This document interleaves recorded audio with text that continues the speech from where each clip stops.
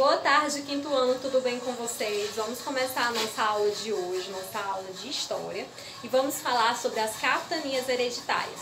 Vem aqui comigo que eu vou te explicar.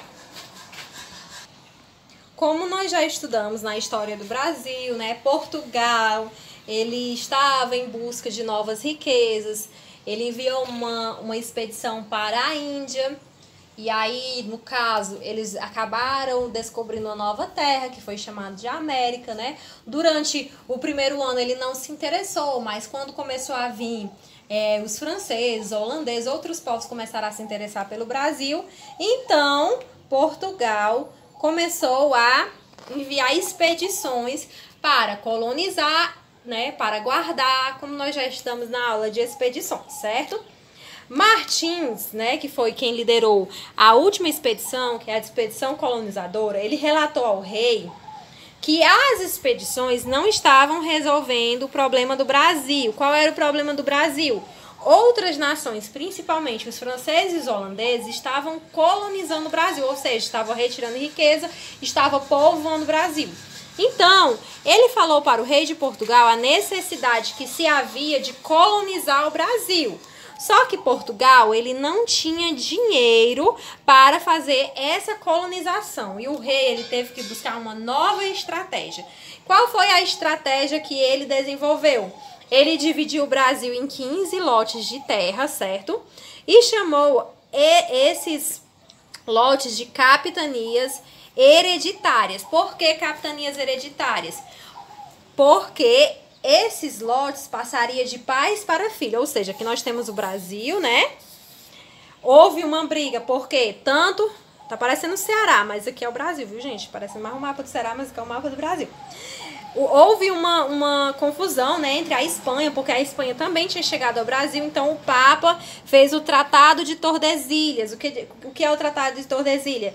Esse lado pertence a Portugal, esse lado pertence à Espanha, por isso que os países que fazem fronteiras com o Brasil, nesse lado, eles têm uma língua espanhola, porque foram colonizados pelos espanhóis. E aí, essa parte que ficou com o Brasil, o rei de Portugal dividiu em 15 lotes de terra. Vamos fazer de conta que eu fiz 15, tá ok?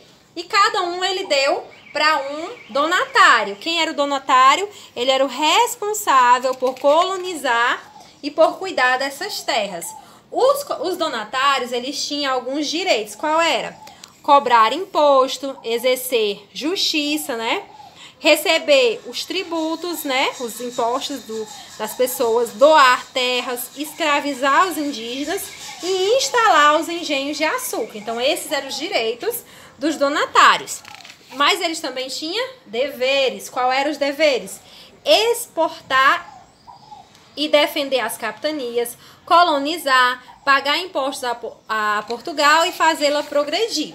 Certo? As capitanias hereditárias, elas fracassaram. Apenas 2 deram certo. Por que elas fracassaram? Porque não haviam recursos suficientes por causa dos ataques dos indígenas. Os indígenas, eles acabavam se aliando aos franceses e aos holandeses. Por quê? Porque a maneira como os franceses e os holandeses colonizavam era bem mais acessível, era muito mais agradável. Então os indígenas se aliavam a eles e atacavam as capitanias. A distância entre as capitanias e Portugal e a falta de pessoas para trabalhar nas lavouras. Embora eles trouxessem os negros africanos nos tráficos negreiros, mas era necessário recursos e nesse período não havia recursos suficientes. Agora é com vocês, vamos realizar a atividade da página 34 e 35. Beijos, tchau, tchau.